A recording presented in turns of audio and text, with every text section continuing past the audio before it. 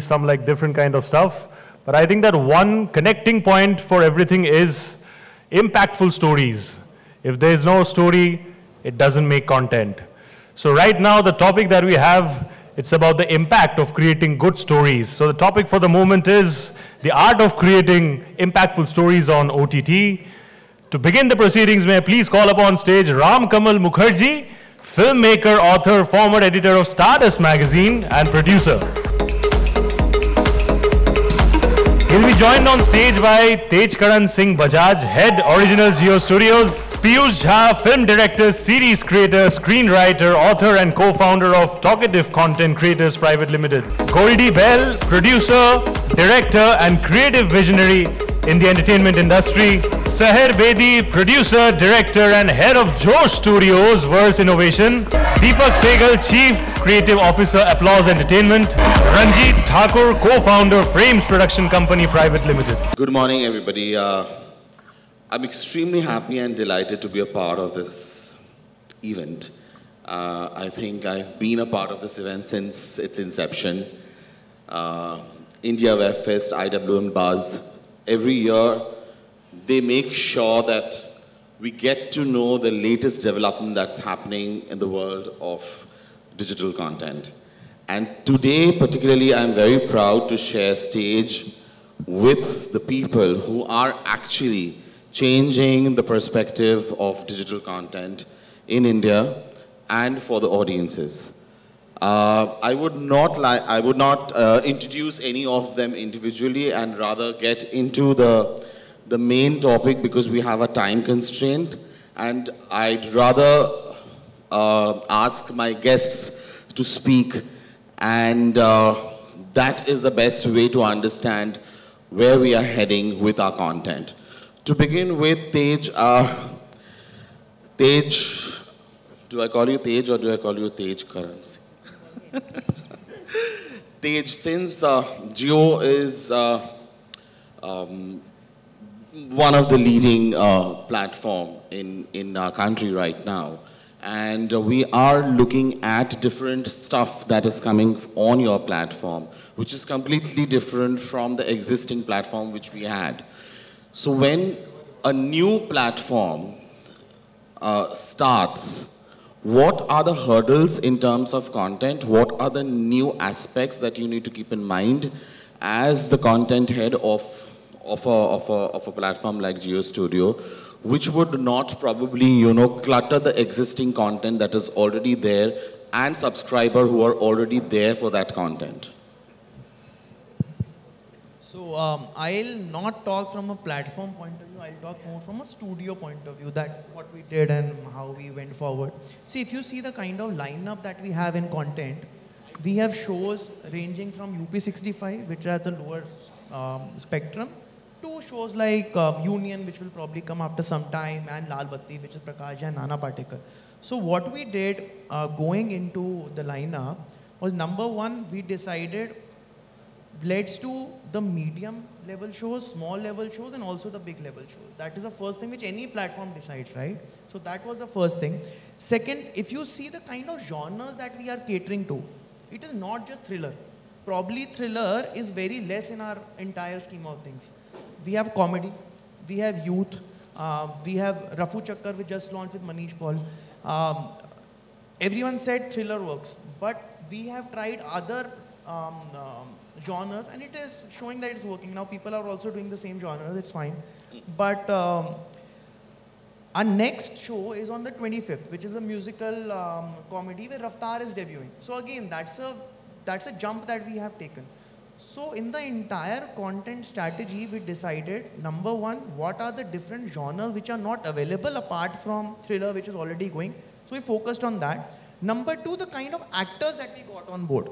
If you see Magic of Shri Divyanka Tripathi, it's a big show which will be coming. Manish Paul, then Randeep Hooda, Nana Patekar is making his debut. Raftar, you don't expect these kind of talent to directly go on OTT and handle a big show. So that's what we are planning to do, is give wings to storytellers, give wings to different kind of actors, give wings to also the writers. Like one of our writers, Nikhil, he's a Hindi novelist. He did UP 65, which was UP Pensard, which was a very big novel in Hindi. Now he's writing 3 shows for us. Lovely. Yeah, so we believe in experimenting. We believe in giving wings to the talent that deserves it. And yes, then it is up to them how they take it forward. Great. It sounds good, but from what Tej said, that I'd like to ask this question to Goldie, my friend. He has been a producer, director, a bona fide Bollywood maker. So when you're creating something for the digital content, do you face, when you meet the platforms, or when you are actually pitching something to a channel, that sir, इसमें तो star नहीं है, ये नहीं कर सकते. So do you have, when we talk about content, is it always there is a fight between the star and the stories, or they do give preference to the stories? So initially when we started out with digital content, web content, there was nobody ever asked for a star, you know. Now, of course, the trend is changing because it's so crowded, the content space. The differentiator and the draw comes with the face, known face. I mean, a star was always welcome. One of the very reasons that I ran away from films, or I was the star system. But I can see the star system coming into the OTT also. Fair enough. I mean, you know, that's the demand of the consumer and the people with the money. So, you know, we're here to service that. But yes, there is now more and more, I wouldn't say over the story.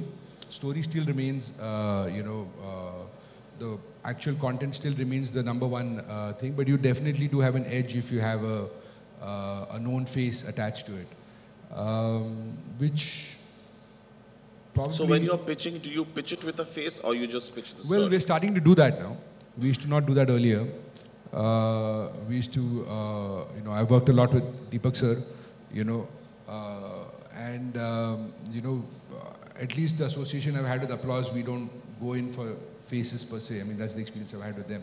I was coming to that only. No, I mean, you know, fortunately we've done a lot of content together, and we are hoping to continue to do so. And it's never been the case, at least, you know, at Applause.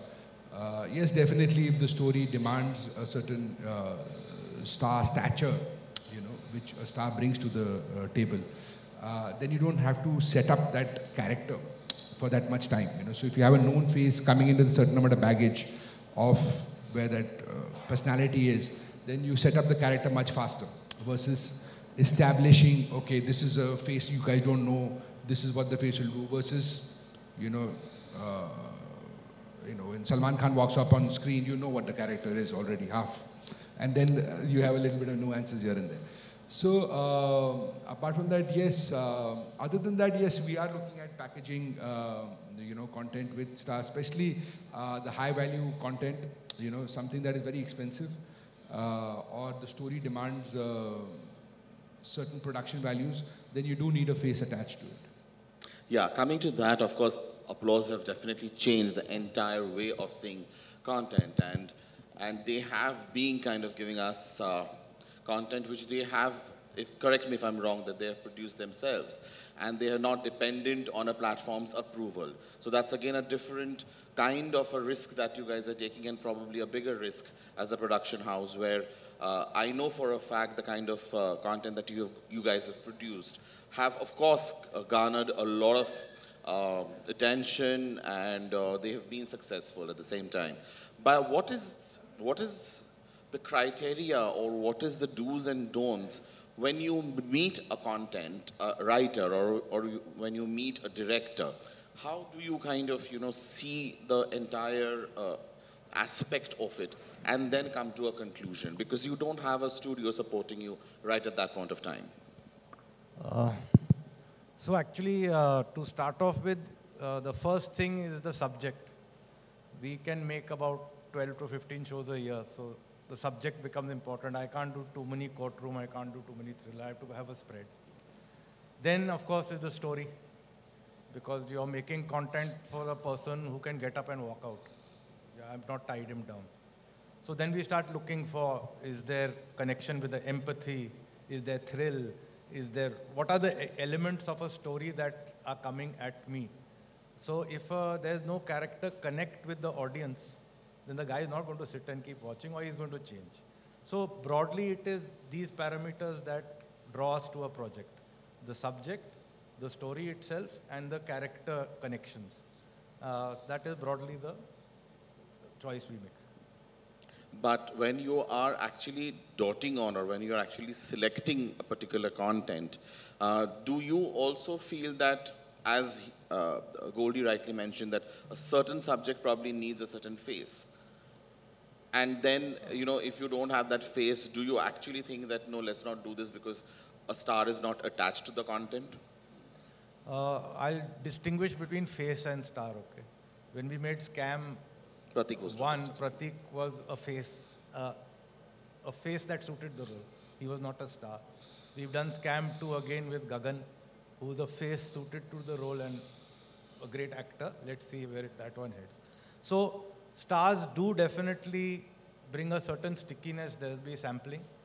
But what will take it forward is the story, subject, character connects, and things like that. Like when we did Mithya with Goldie, Huma was perfect for the role. But Avantika came out of the blue. Because again, that face suited our character. So it's a happy mix of the two. But actors, big actors do bring a certain stickiness.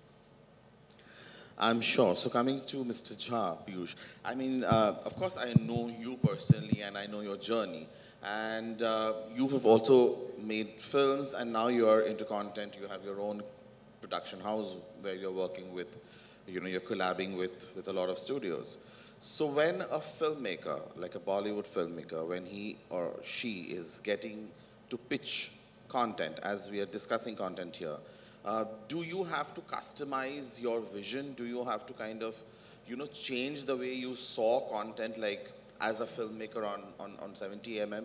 So what is the change? Like here, a lot of people would want to probably know that how a content creator is changing himself or herself before pitching, or before even thinking that this probably would be the right content for an OTT platform. Yeah, thank you, Ramkamal. So yeah, because of being a filmmaker and an author and a novelist, as well as now co-creator, I've had the experience of adapting a story into various forms. So yeah, so one has to understand what are the requirements of that form. Like a film obviously will be, you know, you can tell the same story in a film in 2 hours, whereas in a show you have to have enough of material in it to last for a number of hours of, you know, number of episodes and all. So yeah, definitely the storytelling way, the format has to change, and adaptation of the same material also has to change, you know, but the soul has to remain the same. Correct, but at the same time, Piyush, what I'm trying to probably say is that you are right that when you're doing a film, you have a time limitation of 2.5 hours. But when you're doing a web series, initially a lot of people started saying that ये छोटा serial है. But that was a completely wrong conception. ये छोटा serial नहीं है, because इसका audience अलग है, इनका patience level जो ये discuss कर रहे हैं वो अलग है. तो to kind of address that, I mean, of course, your content, you know, if you're doing something which is 2.5 hours, and now the same content, if you want to, you know, extend it for 8 to 12 episodes, you cannot do it like a serial. You cannot kind of, you know, unnecessarily stretch it. There is no stretching in OTT. Correct me if I'm wrong. So I guess the way to see it is that it's a long film, like not a chota serial, but a long film. And maybe in some ways, even a visual novel, you know, and that approach has worked a lot internationally also. For example, I mentioned this in one of the other sessions also, The Wire, which is one of the biggest shows in, you know, top 10 shows ever, was conceived as a visual novel. So you see the way, if you actually see The Wire from that perspective, you will see, yeah, it follows the form of a novel. And I think a lot of people now are looking at it. If you see works, international works, you'll start seeing that there is a feeling of a story being told as if it's a book, but it's a visual book, you know? And that, I think, is where people get attracted to the characters, into the story, into the whole milieu, into the world, because you have more time and space to explore the world and the intricacies of it. And I think that is where the difference is. And I don't think we should look at it as a chota serial at all. It's like a larger visual novel, or I think better a longer film. Yeah.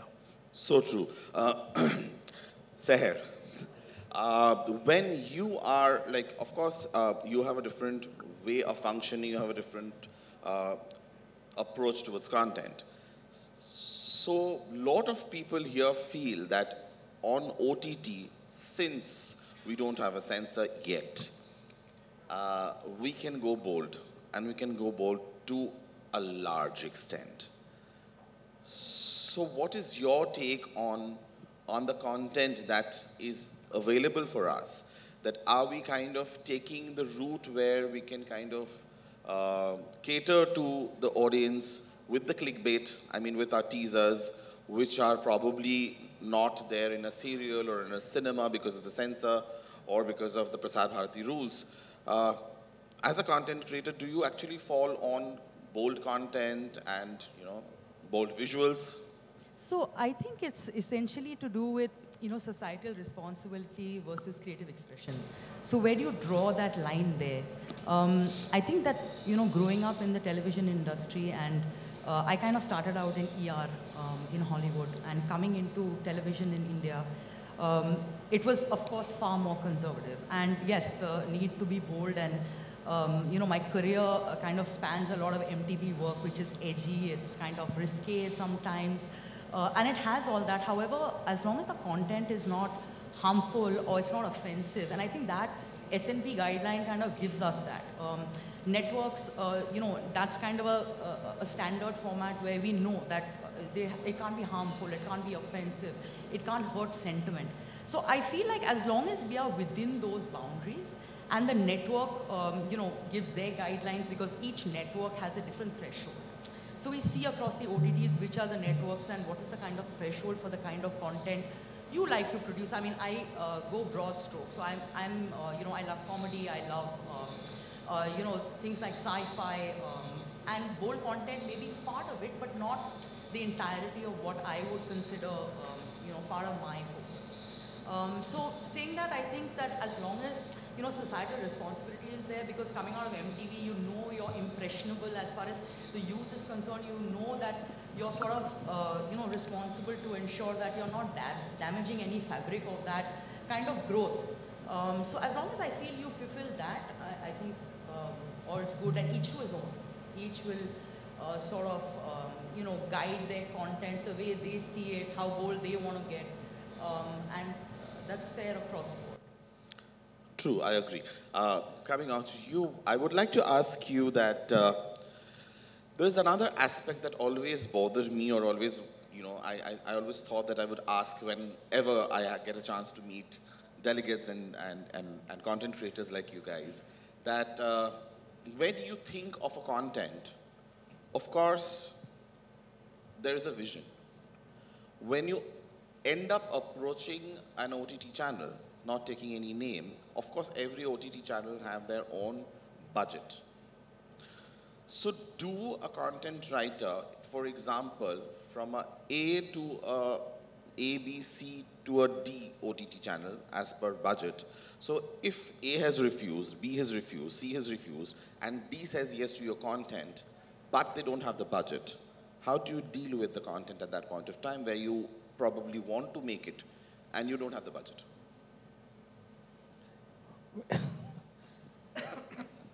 It's a strange one, because when you don't have budget, I don't know what to do. No, but going with, even though when they say that there is no budget, in fact, there is some budget or there. low. Yeah.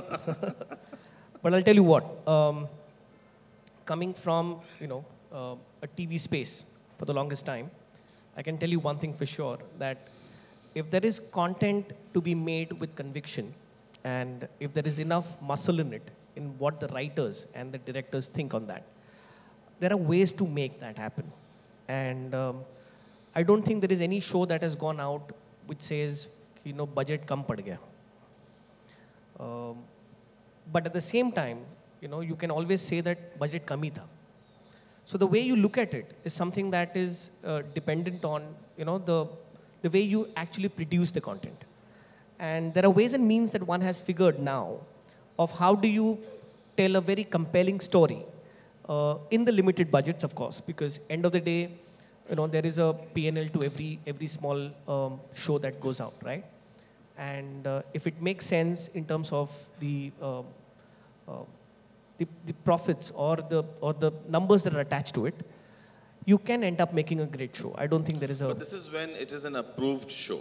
You're saying that if it is an approved show, then you have a budget in place and then you can probably rework on the content Absolutely, or overall. Yeah. So coming to Mr. Segal again, that when it is a non-approved show, but I have seen the kind of mounting applause does on all the shows. I mean, they really don't, I feel, correct me if I'm wrong, I feel they don't really bother or count that what the channel or the OTT platform will offer us, but we will not compromise on the look and the feel of the show. So how do the mathematics work when you don't have a studio on board for content? Actually, we make very cost-effective shows compared to the spate of shows that were made earlier by the bigger foreign platforms. So we were never in that league of budgets and things. So we were very conscious of, and as has just been said, when you know how big the cloth is, you will cut your coat according to that. But we haven't also not gone and scrimped and saved and said, okay, don't spend on this, don't spend on that. We always leave it to the maker because they have a certain experience. And I was going to add in over here. We just finished a show, which of course they will announce when they think its time is right. But just a small trivia, and I discussed it within the production house also. And generally the BTL gets affected by the ATL. Yes. But Prasoon is right here. And, we're doing something for Applause where they told us that, no, we think that this actor is too expensive, but we won't touch the BTL. Make it like you're making it with a star, because the subject demands that cost. It's okay. We need to come to an overall cost. It's okay. We'll take a not so expensive star, who's also very well known. That's brilliant. I totally agree with you, Goldie. No, I was just coming to his point, which is so encouraging, Absolutely. Because the trend is that ATL ka itna percentage BTL hota hai. That's a mathematics. And that's one of the reasons why I enjoy working with them also, is that eventually it comes down to the story and what the story demands. Within that, of course, there are, you can go crazy also and you can be realistic also. But it was, and I never got to tell you this, I'm telling you in a public platform, that it is really, really encouraging, to see that, they were like, they didn't touch the BTL at all. They were like, let's go for it. But it's okay. This person's also very well known, That's brilliant. And also to add to that, let me tell you one thing. I think if you sit with the artists, and if you explain to them what is the impact of the story that you're going to create, because I've had a recent experience with certain artists who have said, okay, my market price is X, but for this story and for the thing that we want to kind of do, I want to come on board, I will charge you, let's say, X minus 5. So, there are ways one can, so it's not about always expensive artists.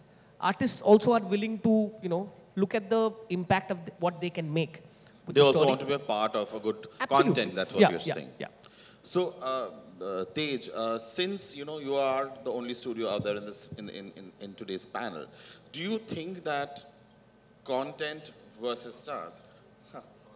Yeah, it's a studio. So just got a platform of its own, of course. So I'm saying, do you think that the stars really bring in traction? And compared to content, which of course will grow on audience once they like, and then it becomes a popular series. Do you feel the difference? Because you have star contents and you have non-star contents, both with you guys. See, one thing is very clear: a big star will bring you sampling. That's written. Like if you take a very big star, people will sample the show. Now, the content will take it further. If the show is bad, it will not go further, the numbers will drop. So that's one thing. Stars will get you sampling. But yes, like you said, faces and good content will travel. Like Scam. Scam became a sensation after people started watching and people started talking about it. So yes, if you want instant sampling, and there are certain shows where you need a star. There are shows that will get you sampling, but good stories and good faces who are right for that show will make you travel. So I think it's a mix of both. Like we have also done mix of both kind of shows. Like talking about the right face, we have Bajaj which is coming out right on the 25th. And in that show, it demanded a rapper. We wanted a Punjabi music rapper. We could have gone two ways. We could have gone cast someone as a rapper. We said no, let us take a rapper and make him act if he can. So then we took Raftar. So what is happening is with Raftar being a part of the show, His fan base. yeah, so people are talking about it. Also, we made 6 tracks where Raftar has made the tracks. So again, it depends on show. If the show lends itself to a star, yes. On the other thing, Lal Batti that we're doing with Prakash, we wanted a character who's 60, 65. We decided to take Nana Patekar because Prakash and Nana Patekar. So again, it depends on the content, how much money you want to spend on the content, that's also there. And if you have money, but it all comes down to star hai, but story nahi hai, so then it will not go, it will not travel. So content is still the king. So coming to Piyush, you've been an author. So I always felt that when you're an author, you're writing a novel or an original content for readers to read. These days we are seeing a lot of adaptation of novels on OTT. So when you adapt versus when you write original stories for OTT, what is the difference when you get into writing the content? And what are the hurdles you face, I mean, you can all participate in this question. It's not directly towards Piyush. Of course, he can start and then you can all talk about it. That what is the difference that you face when somebody comes with an adaptation of a novel and when somebody comes with an original screenplay? So one of the things why everybody, a lot of the people are looking at novels is because it's already out there and it has some amount of proven acceptance among readers or people. True. And therefore it becomes an easier thing to kind of pick up. True. Right? So that confidence, sort of is generated in the people. So I think that is an initial phase. But now we are discovering that is not necessarily so, because we are working with, for example, authors with newer stories which have still not reached a novel stage. But I think the people whom we are working with and other platforms, etc., we are approaching, they are sort of now very confident about picking up stories which do not necessarily come from being an author's, like a book. It might become a book, yeah. It does not necessarily be an adaptation of a book. So that's a good thing. However, I must say that adaptations, there are two ways of going about it, and I think that sometimes, people falter because the adaptation, the new writers come in, and sometimes the vision of that, the original work, and this is not just here, it's all around the world, the vision of the original work is lost. So I would always recommend is to get the original writer also on board to create a healthy space and let them fight it out or whatever, pull in different directions, etc., to create the healthy space for that vision of that story to be maintained, because sometimes that goes in a different direction. And that's where we are seeing that people are now very open to that. Initially, people would say, no, the author, he's too close to the subjects and can become an impediment in the way of developing the story. But now people are becoming open and realizing that the original vision is something that one needs to protect, because that's the reason why we took the project up in the first place.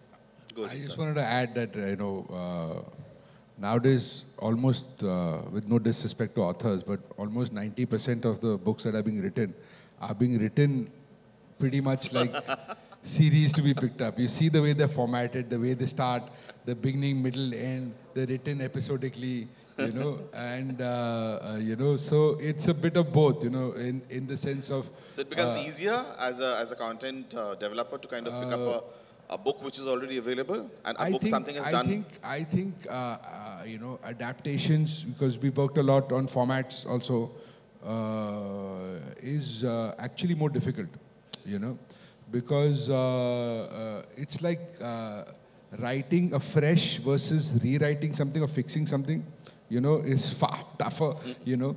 But yes, there is a blueprint. There are characters. There are the stuff like that. If you are a creative and you have an interpretation of a story or a character, it becomes tougher, you know, because to understand the essence of the original creator's work, you know, understanding thematically what that creator was trying to tell in the story, you know, and then having your take on it, because it needs to be fresh. You need to own it as well, because it needs to be in your bloodstreams also. Otherwise, you're not going to do justice to that content, you know. So that process, I think, is very cerebral, you know, but if that's a process that at least I go through, you know, to try and understand what was the original intent, what was the original creator trying to say. Forget the story and the characters for that moment. Just thematically, what are we trying to communicate with this, you know? So once I get into that space, you know, then I can apply that lens or that filter through to every scene, every character, because then I get into the mind of the creator, you know? And then it's whether it appeals to me, you know, and whether I would like to jump into that, you know, and can I find myself in it, you know? And then, of course, then the write becomes easier. But that process is a bit of a tricky process. If I may add, in this book to screen, there's mechanics involved. A book is broken into chapters and various pages per chapter. There is no restriction. When we adapt a book or a novel into a story, we break it into a screenplay, which is a count of scenes. So we have to, the writers have to choose the best scenes that can represent, tell the same story that the novelist wrote with a lot of description. And another thing, this is an audio-visual medium. So I don't have to describe the valley, I don't have to describe the clouds, I don't have to describe the rain or the beautiful girl, you see it, you know. So there is a mechanics in this. A short story can be made into a feature film, and Tolkien's tomb can be brought into a series, you know. So that it's an art of adapting mechanically, choosing creatively what will tell that story in the most effective way. Exactly. I mean, the monitor shows time's up. So today, with this esteemed panel, we have realized that the art of creating impactful stories lies in their brain. Because every individual out there who are sitting here and who shared their experiences are trying to create content from their own perspective. They are trying to kind of gauge the audience. They are trying to kind of bring in different things on platform which would probably attract, shock, or, you know, just for the sake of entertainment. Every content creator, I believe, in today's time, is trying to do different stuff, and that's probably the silver lining in the dark cloud. Thank you, everybody.